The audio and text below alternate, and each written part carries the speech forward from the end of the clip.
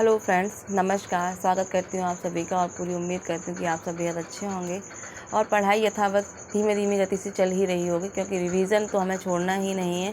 कितना भी अच्छी हमने तैयारी कर ली हो, लेकिन कहते हैं कि जब तक प्रैक्टिस नहीं होती है तब तक हमारी तैयारी बहुत अच्छी नहीं हो पाती है। बात करूँगी यहाँ पर एग्ज़ाम को लेकर कि सभी को पता है कि एग्ज़ाम का भी कुछ अता पता नहीं है कब तक हो। अक्टूबर तक का सुना जा रहा है, पर अभी तक तो जब तक आयोग का कुछ लिखित नोटिफिकेशन नहीं आ जाता हम उस पर विश्वास किसी बात पर नहीं कर सकते। लेकिन एक बात पर विश्वास हम कर सकते हैं, वो खुद पर। खुद की तैयारी में कोई कमी नहीं होनी चाहिए। तो कहीं ना कहीं जब से ये एग्ज़ाम का ड्रामा शुरू हुआ है कि नहीं होगा, पोस्टपोन हो गया, हम सब ढीले पड़ चुके हैं। मैं स्वयं भी उतना मन नहीं लग रहा है जितना हमें लगाना चाहिए, लेकिन फिर भी एक प्रयास है कि जहाँ हम 4 घंटे दे रहे थे वहाँ कम से कम हम 2 घंटे तो अवश्य दें अपनी पढ़ाई में। तो कहते हैं ना कि एक उम्मीद जो है लगातार वो बनी रहनी चाहिए, वो नहीं छूटनी चाहिए, क्योंकि उम्मीद पर ही दुनिया कायम है। तो एग्ज़ाम तो करवाएंगे ही ये आयोग वाले, ऐसा नहीं कि एग्ज़ाम नहीं होगा। बस वही है कि जितनी देरी करवा रहे हैं वो वही जाने कि कब तक करवाएंगे। सुनने में आ रहा है कि अक्टूबर तक हो जाएगा, लेकिन जब तक कोई लिखित प्रमाण नहीं आ जाएगा हम इसको स्वीकार नहीं कर सकते हैं। तो यहाँ पर यदि मैं अभी बच्चन सिंह चलक की क्लासेस जो बुक है पूरी हिंदी साहित्य का दूसरा इतिहास, उसी को मैं क्लास बनाकर PDF बनाकर आपको रीडिंग करवा रही हूँ।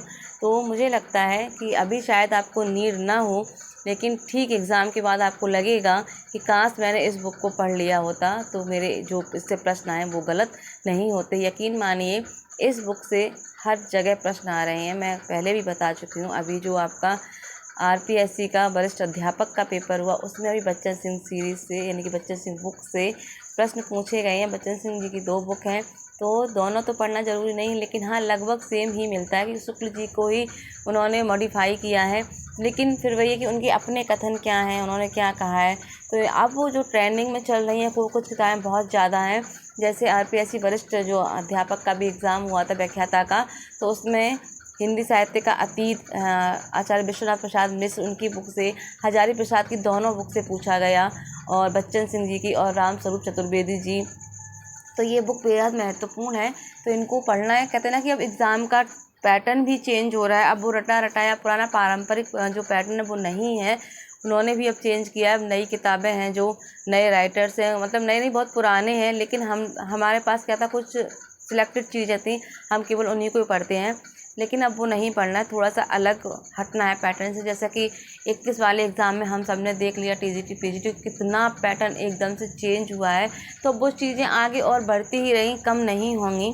तो जितना 2021 वाला था पेपर, उससे और ज़्यादा अच्छे लेवल का ही पेपर अब आने की उम्मीद होगी। यदि 25 में पेपर होता है तो उसके लिए चीज़ों को पढ़ना समझना बहुत ज़रूरी है।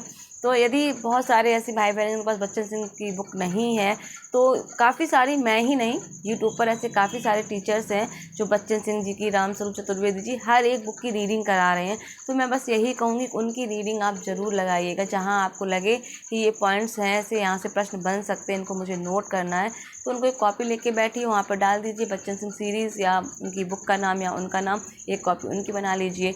वहीं एक राम स्वरूप चतुर्वेदी जी की, जहाँ जो जिस क्लास को आप पढ़ रहे हैं उसको प्रॉपर मेंशन करके वहाँ पर उसकी नोट्स ज़रूर बनाइएगा, ये महत्वपूर्ण है। तो इसको मैं पढ़ा रही हूँ, आप चाहें तो मेरे चैनल पर विजिट कर सकते हैं। लगभग 10 क्लासेस हो चुकी हैं, तो अभी शुरुआत ही की है।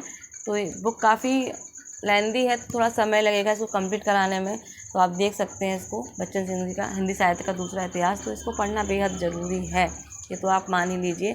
तो बस अपना रूटीन है पढ़ाई का, वो अब लगातार रखिए। बाकी आजकल के जो एग्ज़ाम हो रहे हैं, आप ये मत सोचिए कि हमें असिस्टेंट प्रोफेसर नहीं बनना है तो हम इनका पेपर क्यों देखें। पेपर जितने भी आपके आसपास नज़र में आ रहे हैं उन सभी पेपर को ज़रूर देखिएगा। हो सकता है कहीं ना कहीं 2-4 प्रश्न आपको उन्हीं पेपरों से भी मिल जाएँ। तो मैंने अभी RPSC का देखा था, वरिष्ठ अध्यापक का पेपर, तो काफ़ी अच्छा पेपर था। हिंदी का पेपर, जो उसमें कथन पूछे गए थे, वो कथन कहीं ना कहीं लगभग 2 कथन ऐसे थे जो टीचर्स जो पढ़ा रहे थे, अच्छे टीचर्स, उनकी भी पहुंच से दूर थे, वो भी वहाँ तक नहीं पहुँचे। तो आप सोचिए कि एक टीचर जो इतना डीपली पढ़ा रहा, उसने उसकी समझ से उसने कहीं से कुछ नहीं छोड़ा है, उसकी नज़र से वो प्रश्न दूर था। तो सोचिए कि पेपर किस किस लेवल के बन रहे हैं। तो कुछ ना कुछ एफर्ट्स हमें खुद भी करने हैं, केवल टीचर के भरोसे या केवल यूट्यूब के भरोसे या केवल इन चीज़ों को, तो खुद भी करनी है, खुद भी समझना है चीज़ों को। तो यहाँ पे अगर आप अगर आप बीपीएससी तैयारी कर रहे हैं या किसी और एग्ज़ाम की तैयारी कर रहे हैं तो चीज़ों को अच्छे से पढ़िए, खोजी बनिए, चीज़ों को स्वयं से खोजिए। और रीडिंग जो लगा रहे हैं, रीडिंग से ही आप देखिए कि यहाँ से किस तरह प्रश्न बन सकते हैं, कैसे एग्जामिनर प्रश्न बना सकता है। जब आप खुद से चीज़ों को प्रश्न और उत्तर करने लगेंगे तो मुझे लगता है चीज़ें बहुत आसान हो जाएंगी। और ये एक विधि है एक टीचर की बच्चों को समझाने की कि आप खोजी बनिए, खोजिए और उसको समझिए और उसको करिए।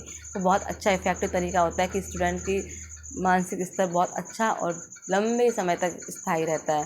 तो हम सब अभी एज ए स्टूडेंट ही हैं, कैंडिडेट्स हैं टीजीटी पीजीटी के, तो इस तरह से हम पढ़ेंगे तो चीज़ें बहुत अच्छी हो जाएंगी। तो बस इतना ही आज के लिए। तो अपनी पढ़ाई को विराम मत दीजिए, थोड़ा थोड़ा ही सही पर करते रहिए और उम्मीद मत छोड़िए। एग्ज़ाम होगा होगा होगा, कब होगा ये आयोग जाने।